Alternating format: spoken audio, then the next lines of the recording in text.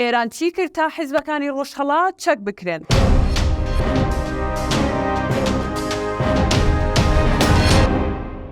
عێراقیش بە دوای بیانوویەکدا دەگەڕا بۆ چەککردنیان.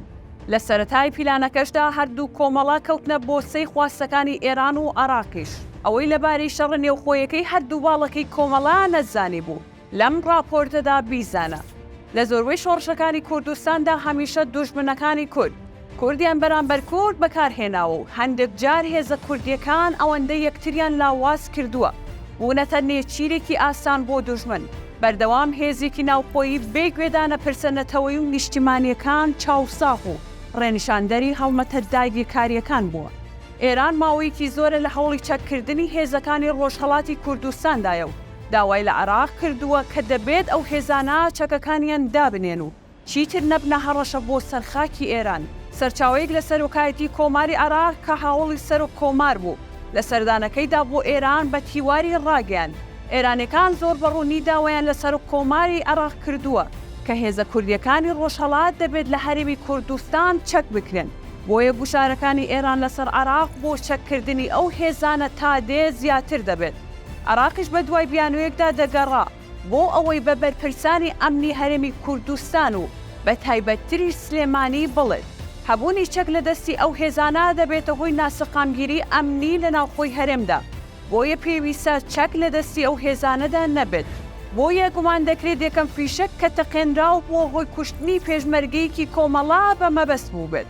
شەڕ و پێکدادانی هەردوو باڵەکەی کۆمەڵا بۆ چی بوو؟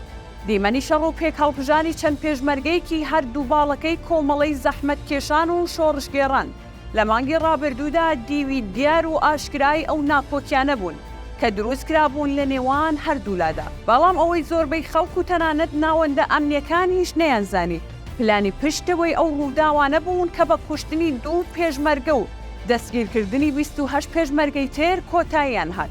سەرەتای ڕووداوەکان و کوشتنی یەکەمین پێشمەرگە بە فیشەکی قەناسێکی نادیا لە دووری 4 کیلۆمەتر لە بەرزی شاخەکەی بەرامبەر زڕگوێز دەستی پێکردو. لەو فیشەکەوە ئاژاوەکە گەرم بوو. لە کاتێکدا سەنگەری هەردوو لایەنە ناکۆکەکە تەنها چەند مەترێک لێک دوور بوون. بەرپرسێکی باڵای کۆمەڵاش بە تیواری ڕاگەاند هیچ پێشمەرگەیەک لە هەردوو باڵەکە لەو دووریە نەبوون. لە هەمان کاتدا پێشمەرگەکانی کۆمەڵا ماوەی 2 ساڵە بەکارهێنان و مامەڵەکردن بە قەناسیان لێ قەدەخە کراوە.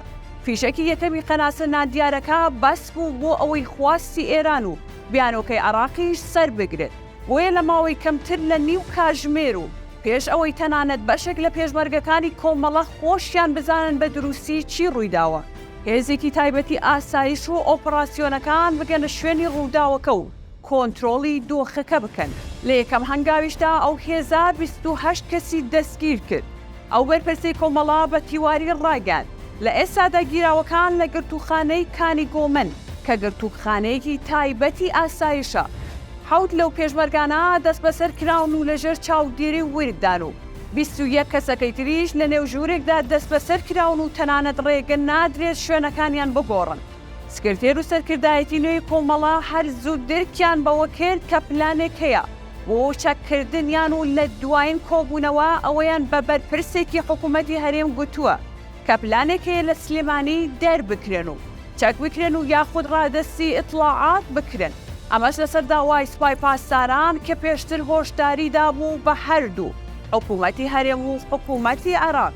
شارەزایان باس لەوە دەکەن عێراق دەیەوێت پێشمەرگە و سەرکردەکانی کۆمەڵە و دیموکرات و هێزە کوردیەکانی پارچەکانی دیکەی کوردستان لەژێر ناوی پاراستنی سەروەری خاکەکەی ڕادەستی وڵاتەکانیان بکاتەوە یاخود چەکیان بکات.